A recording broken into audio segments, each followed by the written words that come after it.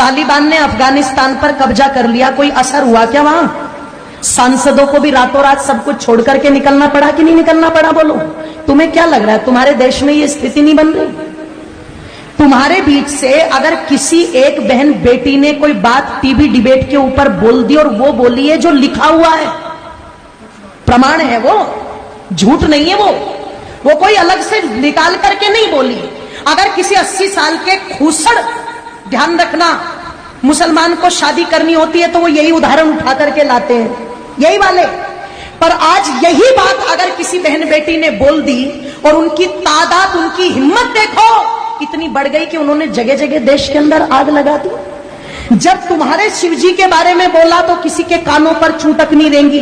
तुम्हारी माता पार्वती के बारे में बोला तब कानों पर चू तक नहीं रेंगी। उन्होंने सीता को व्यभिचारिणी बता दिया तो तुम्हारे कानों पर चू तक नहीं रेंगी। सरेआम वो मौलवी बैठ करके टीवी डिबेट में हिंदू देवी देवताओं का अपमान करते रहे, किसी के कानों पर चू तक नहीं रेंगी। कोई भेड़िया नहीं निकल के आया, पर एक बात नुपुर शर्मा ने कह दी और सारे कुत्तों के झुंड निकल करके सड़कों पर आ गए। जरा सोच करके देखो, तुम्हें क्या लगता है ये षड्यंत्र नहीं है? तुम्हें क्या लगता है ये पहले से कोई योजना नहीं है? आप जाते हो इबादत करने के लिए और उधर से एकदम से इतने पत्थर तुम्हें कहां मिल जाते हैं कि पुलिस वालों को पीछे हटना पड़ता है, पर वो पत्थर खत्म नहीं होते।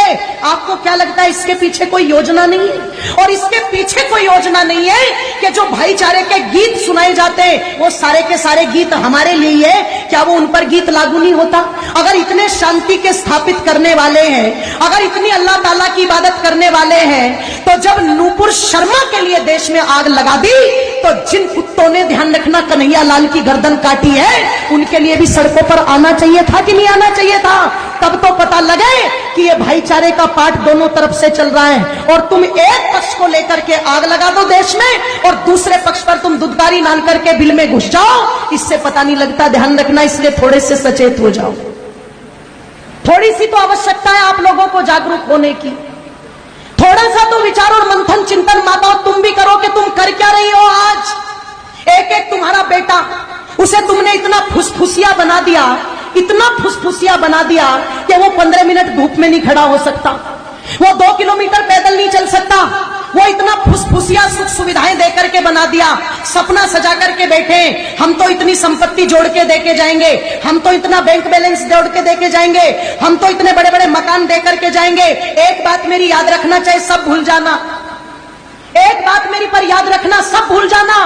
जिस दिन जिसकी तादाद ज्यादा होगी और जिसकी हुकूमत ज्यादा होगी, तुम्हारे कोठी बंगलों पर राज तुम्हारे बच्चे नहीं करेंगे, वो करेंगे। तुम्हारे उस पैसे को तुम्हारे बच्चे नहीं बरतेंगे, वो बरतेंगे।